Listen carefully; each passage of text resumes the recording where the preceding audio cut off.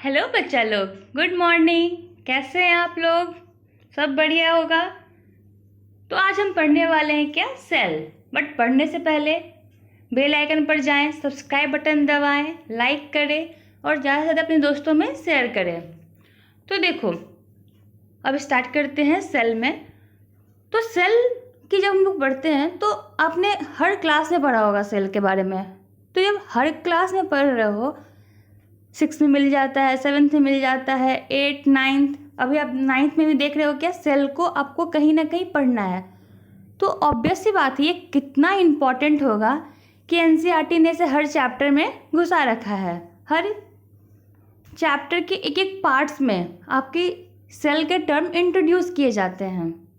ठीक है, तो अगर आप देखते हो क्या, किसी घर का फॉर्मेशन, कोई घर बन रहा है, तो वो घर जब बनता है तो आप उसकी सबसे बेसिक यूनिट क्या देखते हो? ब्रिक, जो ईंट होती है। पहले ईंट को क्या किया जाता है? अरेंज किया जाता है, देन सीमेंटिंग और पॉलिशिंग वगैरह की जाती है। तो यहाँ बात क्या आता है कि जब घर के निर्माण के लिए हमने क्या लिया है? ब्रिक को लिया है, that is a fundamental unit. जब तक आप ब्रिक अरेंज नहीं करोगे तो सीमेंट कहाँ करोगे? जस्ट लाइक हमारे बॉडी में, ठीक है, याद रखो, जस्ट लाइक हमारे बॉडी में भी यही होता है। जब तक हम लोग का सेल के फॉर्मेशन से ही सेल, टिश्यू से ऑर्गन सिस्टम, देन हम लोग के ऑर्गेनाइजेशन, सारे ऑर्गेनाइजेशन होते हैं एक साथ, देन उसका क्या बनता है? ऑर्गेनिज्म। क्लियर? तो cell is the basic unit, बोले तो फंडामेंटल यूनिट। यहाँ से ये चीज़ समझ में आया, एग्जाम्पल दिया आपको। अब देखो, सेल की डिस्कवरी रॉबर्ट हुक ने की है इन द ईयर ऑफ 1665। तो रॉबर्ट हुक ने ऐसा क्या किया कि सेल का ही डिस्कवर कर लिया? तो याद रखो कि रॉबर्ट हुक ने सेल की डिस्कवरी कैसे की। तो पहले उसने खुद से एक सेल्फ डिज़ाइन माइक्रोस्कोप बनाया। क्या किया? खुद से सेल्फ डिज़ाइन माइक्रोस्कोप। देन उस माइक्रोस्कोप से उसने क्या किया कि एक जा रहा था, जाते जाते उसने क्या देखा? पेड़। उसने, अगर आप कहीं भी रहते हो पेड़ के पास, तो आप देखोगे समथिंग कि पेड़ से कुछ निकल रहा है, उसके एक लेयर निकल रहे हैं, that is called as bark. समझ में आया? उसने उस लेयर को ले लिया कि आखिरकार ये है क्या, और जाकर के अपने माइक्रोस्कोप के अंदर स्टडी किया। तो उसने क्या देखा कि उसमें उसको हनी कॉम लाइक स्ट्रक्चर। अब हनी कॉम लाइक स्ट्रक्चर क्या होता है मैम? तो क्या देखोगे आप, मानो कि कहीं रास्ते में मधुमक्खी ने छत्ता लगा रखा है या अपना घर बना रखा है, तो उसमें आप क्या देखोगे कि हनी कॉम लाइक स्ट्रक्चर, जैसे कि ये हेक्सागन टाइप, ये स्ट्रक्चर हमें दिखने को मिलेगा। अब उसने क्या देखा कि सारे के सारे कैसे हैं? Hollow type structure. हॉलो यानी कि वैकेंट है अंदर से।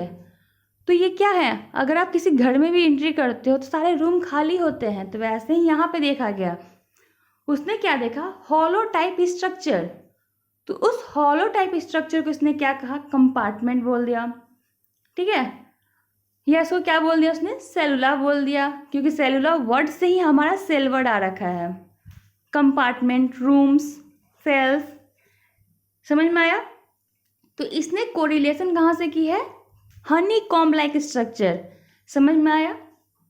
नेक्स्ट ये देखो, honeycomb like structure is observed here in the bark of the tree by Robert Hooke. Year याद रखेंगे बच्चों, 1665। Don't forget to learn the name, okay. अब देखो, सेल का जो नेम है, द टर्म सेल, इसे एक लैटिन वर्ड से यूज ऑब्टेन किया गया है, जिसका मतलब ही क्या होता है? स्मॉल बॉक्स लाइक स्ट्रक्चर या कंपार्टमेंट। समझा बच्चों आपने? तो उसने क्या बोला? उसे कंपार्टमेंट बोला, रूम बोला। ठीक है, अब बात करते हैं क्या कि जो सेल है उसे स्ट्रक्चरल एंड फंक्शनल यूनिट क्यों कहा गया है? जस्ट बिकॉज हर एक सेल के अलग अलग स्ट्रक्चर होते हैं, ठीक है, फंक्शन परफॉर्म करते हैं वे। जैसे कि आप नर्व सेल्स को देख लो, नर्व सेल में आप क्या देखोगे कि वो कोऑर्डिनेशन का काम कर रहे हैं, मैसेज को रिसीव कर रहे हैं एंड सेंड कर रहे हैं। वैसे ही हम लोग नेफ्रॉन्स को देख लेते हैं। तो नेफ्रॉन्स कहाँ पे होते हैं? तो आपके फंक्शनल यूनिट होते हैं किसके? किडनी के। तो इनके भी शेप एंड स्ट्रक्चर बिल्कुल अलग होते हैं एंड फंक्शंस भी डिफरेंट होते हैं। ये पॉइंट आपको बता दिया। He took the bark of the tree, उसने किसका लिया था? बार्क ऑफ द ट्री को लिया है।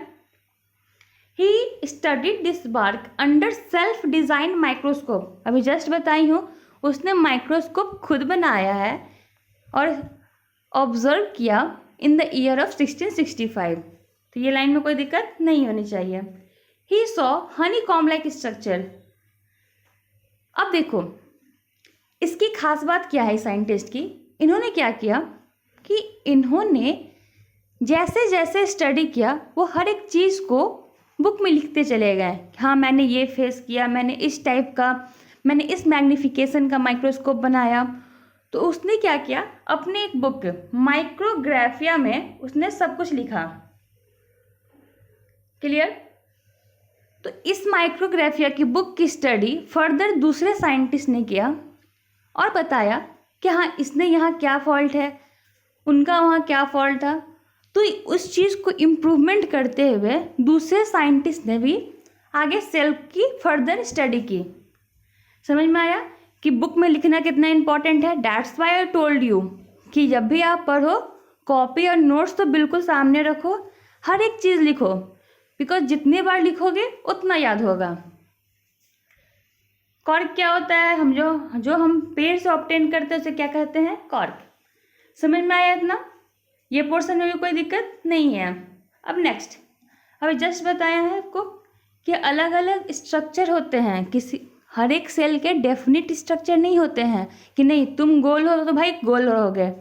हर एक आप नर्वस सिस्टम से लेकर के फैट सेल से लेकर नेफ्रॉन से लेकर के अगर ब्लड सेल्स तक की बात करते हो तो सबके स्ट्रक्चर बिल्कुल डिफरेंट होते हैं। आप यही देख लो ना, जो मेल गैमेट्स होते हैं, सेक्स सेल्स,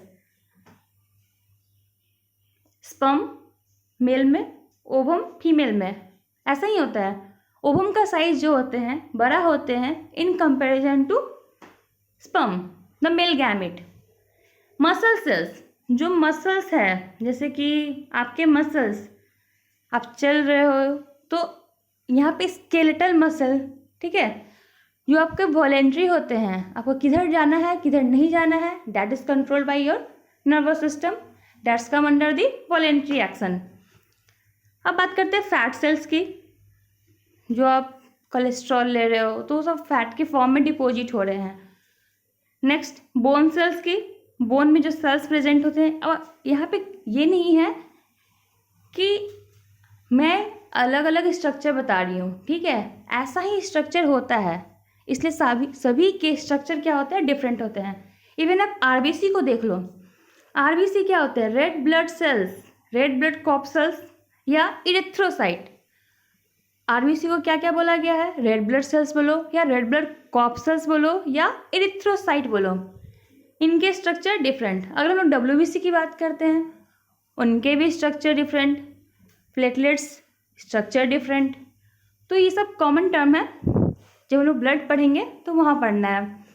नर्वस सिस्टम, ये देखो नर्व सेल का तो स्ट्रक्चर बिल्कुल डिफरेंट है। जस्ट अपना हाथ खोल लो, देखोगे क्या कि आपका नर्व सिस्टम आपका हैंड को रिप्रेजेंट कर रहा हो, ऐसा वाला स्ट्रक्चर है।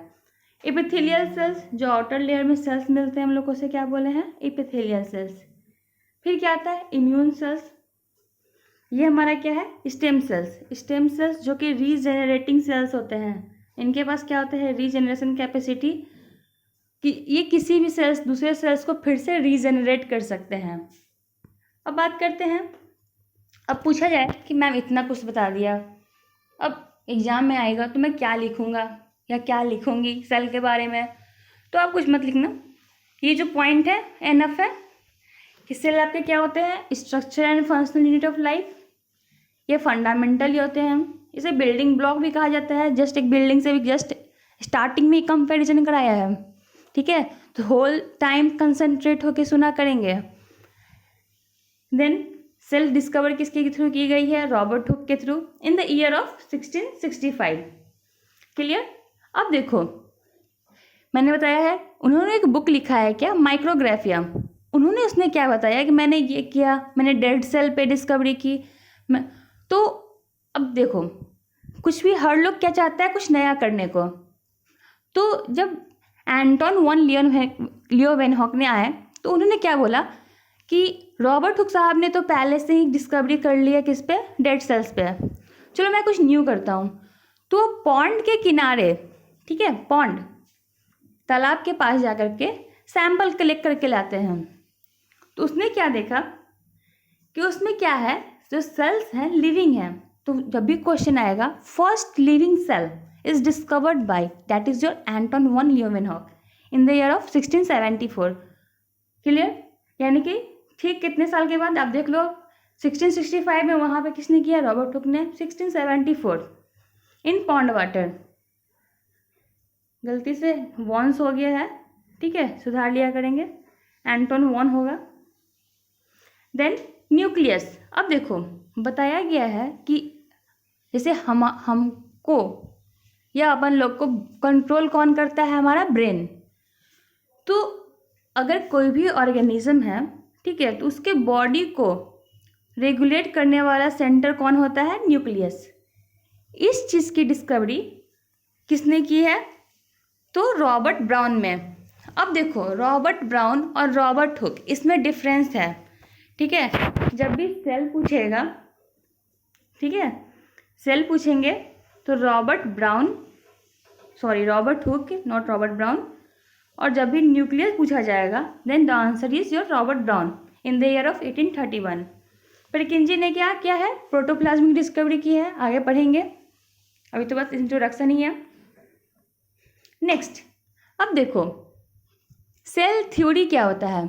अब देखो इतने लोगों ने सेल दिया, सेल सेल सेल सब करता रहा, तो एक कंपैरेटिवली सबको मिलाकर एक रिजल्ट आया, वो दिया गया दो साइंटिस्ट के थ्रू।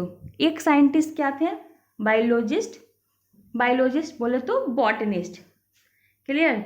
ये क्या थे, बॉटनिस्ट थे।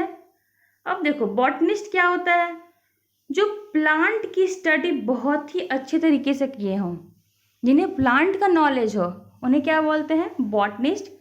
जूलॉजिस्ट, जू मतलब कि एनिमल, ठीक है, जो एनिमल की स्टडी बहुत ही बेहतरीन ढंग से किए हैं, उन्हें क्या बोला गया है, जूलॉजिस्ट। अब देखो cell theory is given by two scientist, Matthias Schleiden and Theodor Schwann. Clear? मैंने हाफ नेम ही लिखा है, घबराने की जरूरत नहीं है। अब देखो, अब याद कैसे रखेंगे मैम, जूलॉजिस्ट में कंफ्यूजन हो जाता है, कभी बॉटनिस्ट वाले को घुसा देते हैं हम। तो याद क्या रखना है, स्वान मीन्स हंस, हिंदी का टर्म से, ठीक है, ट्रिक है। स्वान मीन्स क्या होता है, हंस होता है। तो हंस क्या है, एक एनिमल है, तो नाम में ही देखो क्या है, स्वान, ठीक है। तो ये कौन हो गया, आपके जूलॉजिस्ट हो गया। क्लियर यहाँ से? अब देखो all the plant and animal are composed of cell. इसने ये बोला कि जितने भी एनिमल देखो या प्लांट देखो, इवन मैं या प्लांट, सब के सब किससे बने होते हैं, सेल से बने होते हैं। सेल क्या होता है, basic unit of life, fundamental unit या बिल्डिंग ब्लॉक। आप ये लाइन जोड़ते जा सकते हो। आंसर आपके हाथ में, कितना एलाबोरेट करते हो, कितनी खूबसूरती से आप लिखते हो, तो मार्क्स भी आप ही के हाथ में रहेगा। नेक्स्ट, अब देखो मैथियाज स्केलेटन एंड थियोडर स्वान के ड्रॉबैक क्या थे। इन्होंने सब कुछ बताया कि ये बिल्डिंग ब्लॉक हैं, ये हैं, ये हैं, बट उन्होंने क्या नहीं बताया कि भाई ये सेल है वो आ कहाँ से रहे हैं, ठीक है, इन्होंने ये नहीं बताया। तो फिर एक साइंटिस्ट आए, ये नाम याद रखेंगे, कौन सा साइंटिस्ट, रडल्फ वर्चो। वर्को भी बोलते हैं, वर्चो भी बोलते हैं, जितनी इंग्लिश की हाथ पैर तोड़नी है तोड़ लो। Rudolf Virchow in the year of 1855 उसने क्या बोला कि जितने भी सेल्स होते हैं ना, अपने प्री एग्जिस्टिंग सेल्स, जो पिछले सेल हैं वहीं से आते हैं। मानो कि मैं एक रोज़ का प्लांट लगाती हूँ, तो मैं क्या करती हूँ कि एक स्टेम को तोड़ लेती हूँ। उस स्टेम को तोड़ने के बाद मैं क्या करती हूँ, उसे फिर से मिट्टी में डाल के उसके ग्रो करने की कोशिश करती हूँ। देन वो ग्रो हो जाता है, बिकॉज कहीं ना कहीं उसके पास रीजेनरेटिव सेल्स होंगे जिससे वो फिर से ग्रो कर गए। इवन जो सीड्स होते हैं, बीज बोलो जिसे, उस सीड को जब हम लोग मिट्टी में बो करते हैं तो क्या होता है, देन आफ्टर सम टाइम और सम मंथ्स वीक उसमें क्या होता है, प्लांटलेट्स का ग्रो होते हैं। तो प्लांटलेट्स ग्रो हो रहे हैं तो क्यों, क्योंकि उनके पास पहले से मैंने उसके प्री एग्जिस्टिंग सेल्स को डाला है। समझ में आया? तो ये जो बेसिक कंसेप्ट, मेन कंसेप्ट किसने दिया है, तो रडल्फ वर्चो ने। कभी कभी क्वेश्चन पूछता है कि फाइनल बोल रही हूँ, फाइनल सेल थ्योरी किसने दिया? Answer is your Rudolf Virchow. उन्होंने ही फाइनली बताया कि all cells arises from the pre existing cells. Clear? कोई? अब देखो, अब हम लोग पढ़ने वाले हैं prokaryotic cells and eukaryotic cells. Prokaryotic and eukaryotic, देखो बहुत बड़ा वर्ड लग रहा है, बट क्या करेंगे, पहले स्प्लिट करेंगे, बिकॉज सेल ही एक ऐसा चैप्टर है जो आप 6th क्लास से पढ़ते आ रहे हो, तो कोई डाउट नहीं होना चाहिए टर्म्स के लिए भी कि मैम बिल्कुल न्यू लग रहा है, मैम दिमाग में नहीं घुस रहा है, मैम बोला नहीं जा रहा है, तो ये सब टर्म्स आने ही नहीं चाहिए अब तो, बिकॉज अभी आप 6th स्टैंडर्ड में हो। अगर अभी नहीं आ रहा है तो देर नहीं हुई है, क्योंकि बायोलॉजी हर जगह पढ़ना है, हर क्लास में पढ़ना है। मैं अभी जैसे मैं बताया है बेसिक है ये। तो क्या करेंगे, देखो बायोलॉजी पढ़ना बहुत ही आसान है। कैसे आसान है, तो हम लोग क्या करेंगे, वर्ड को स्प्लिट कर देंगे। ठीक है, वर्ड को स्प्लिट यानी कि वर्ड को तोड़ देंगे। जैसे कि आप प्रोकैरियोटिक को ही देख लो, प्रोकैरियोटिक को मैंने क्या किया है, तोड़ दिया। क्लियर? प्रो प्लस कैरियोटिक, देखो मैंने लिख भी रखा है ताकि मैं पेज गंदा करूं। देखो, pro means primitive and karyote means क्या होता है, न्यूक्लियस। जिनके पास प्रीमिटिव टाइप ऑफ न्यूक्लियस होते हैं उन्हें प्रोकैरियोटिक कहा गया है। तो प्रीमिटिव क्या होते हैं, जो पुराने काल से चलते आ रहे हैं। ठीक है, जब हम आप नहीं भी होंगे तब वो होंगे, उन्हें क्या कहा गया है, प्रीमिटिव। ठीक है, और यूकैरियोटिक मीन्स जिनके पास true type of nucleus. True means क्या हो गया, इसके पास एक, हम आज खुद को ट्रू बोलेंगे बिकॉज आई हैव कवरिंग, मेरे पास प्रोटेक्शन है। तो प्रोटेक्शन किस चीज़ का, तो अब देखो, the cell having nuclear material without nuclear membrane. ये देखो, ये आपका क्या है, कोई ऑर्गेनल है, उसमें क्या आपका न्यूक्लियस। ठीक है, तो न्यूक्लियस की डिस्कवरी किसने की है और किस ईयर में की है, अब तक याद आ जाना चाहिए। नहीं आया है बैकवर्ड कर लेंगे, नहीं तो वीडियो खत्म होने के बाद फिर से पढ़ लेंगे। ठीक है, ये देखो, ये हमारा क्या है, कोई ऑर्गेनल है, इसमें हमारा क्या है, एक सेल है। तो सेल में के बाहर ये जो न्यूक्लियर मेम्ब्रेन का कवरिंग, जो डॉटेड स्ट्रक्चर में बना रही हूँ, ठीक है, इसे एज्यूम क्या की हूँ मैं, न्यूक्लियर मेम्ब्रेन। ये चीज़ यहाँ नहीं होते हैं। ठीक है, nuclear membrane is absent in prokaryotic, while ये क्या है, हमारे सेल्स हैं, इसमें क्या है, ये हमारा न्यूक्लियस है, और इसके बाहर में क्या है, न्यूक्लियर मेम्ब्रेन जब प्रेजेंट रहेगा उसे क्या बोला गया है, यूकैरियोटिक। समझ में आया?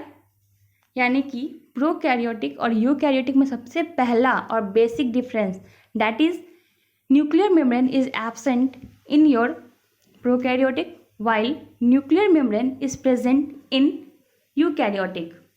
क्लियर? अब न्यूक्लियर मेम्ब्रेन नहीं है तो क्या न्यूक्लियर मटेरियल होंगे क्या, ये क्वेश्चन आया यहाँ पे। तो of course nuclear material is present but without nuclear membrane. Clear हुआ? अब यूकैरियोटिक में देखेंगे, यहाँ भी वही है कि न्यूक्लियर मेम्ब्रेन यहाँ होंगे बट न्यूक्लियर मेम्ब्रेन के साथ होंगे। पहला डिफरेंस खत्म। मैंने क्या बताया, प्रोकैरियोटिक बहुत ही छोटे होते हैं, माइक्रोस्कोपिक होते हैं, माइक्रोस्कोप के बिना देख ही नहीं सकते आप। इवन जो अभी कोरोना वायरस भी चल रहा है, that is a virus that can not be seen by naked eyes. ठीक है, you have to see through microscope. अब देखो साइज इसका 1 to 10 माइक्रोमीटर इन डायमीटर। ये देखो यहाँ पे ना माइक्रोमीटर लिख रखा है, थोड़ा टाइपिंग प्रॉब्लम था। माइक्रोमीटर इन डायमीटर, ये क्या है हमारा यूकैरियोटिक, इनका साइज है 5 to 100 माइक्रोमीटर इन डायमीटर। अब देखो इनके जो डीएनए होते हैं बहुत ही सिंपल होते हैं, क्योंकि इनका बॉडी ऑर्गेनाइजेशन में ना ऑर्गेनेल्स नहीं होते हैं। इफ़ ऑर्गेनेल्स होते भी हैं ना प्रोकैरियोटिक के, तो दैट इज़ योर राइबोसोम, ठीक है। वही बहुत ही कम मात्रा में, बहुत ही कम अमाउंट में वहाँ राइबोसोम प्रेजेंट होते हैं। That is given in your NCERT. अगर आप ये लाइन खोजोगे एनसीईआरटी में तो वो चीज़ आपको मिलेगा। तो मैं तो हाईली रिकमेंड करती हूँ कि अभी से ही एनसीईआरटी याद करने की और पढ़ने की हैबिट डालो, ठीक है। वहीं यूकैरियोटिक में जो कैसे होते हैं डीएनए आपके, तो कॉम्प्लेक्स टाइप होते हैं, बिकॉज यूकैरियोटिक में हम आते हैं और हमारे डीएनए कितने कॉम्प्लेक्स होते हैं आपको तो बेहतर पता होगा। अब देखो reproduce asexually bye binary fusion, इसका बेस्ट एग्जांपल आपका अमीबा आता है। बचपन से ही फिगर ड्रॉ करते आ रहे होंगे, दिस इज योर अमीबा। यहाँ बाइनरी फ्यूजन होते हैं, 2 डॉटर न्यूक्लियाई में इसमें क्या होते हैं, स्प्लिट कर जाते हैं। देन फर्दर डॉटर न्यूक्लियाई क्या करते हैं, ग्रो करते हैं, फिर वो भी फर्दर क्या करते हैं, 2 डॉटर न्यूक्लियाई में स्प्लिट कर जाते हैं। दैट्स वाई अमीबा को इमोर्टल कहा गया, जो कभी ना मर सके, ठीक है। अब देखो इसमें जो ऑर्गेनेल्स होते हैं जैसे माइटोकॉन्ड्रिया, क्लोरोप्लास्ट, जिसके पास डबल मेम्ब्रेन, ठीक है, या मेम्ब्रेन बाउंड ऑर्गेनल कहते हैं, तो वो सब क्या होते हैं यहाँ पर एब्सेंट होते हैं in the case of prokaryotic. Why जब हम लोग यूकैरियोटिक को देखते हैं तो हम mitochondria, chloroplast, peroxisome, oxysome, ribosome सबके सब यहाँ प्रेजेंट होते हैं। That's why they are called as eukaryotic. अभी आप best example onion and chick cells देखे होंगे यूकैरियोटिक में। Onion that is your plant, ठीक है। चिक सेल्स जो आपके चिक हैं, गाल है, ठीक है, यहाँ से सेल्स का लिया गया sample. Bacteria and blue green algae. Hope so समझ में आया होगा सेल। देखो बाबू सेल जो होते हैं बहुत ही बेसिक हैं, तो आपको नॉलेज इतना रखना ही पड़ेगा। तो हर एक चीज़ मेमोराइज करो, लिखो, 10 बार लिखो, जब तक याद ना हो उतनी बार लिखो, बट हाँ लिखना है, बिना लिखे याद नहीं होते हैं। एक आपका कॉपी में डायग्राम के साथ हर एक के जगह नोट्स होना चाहिए। Thank you.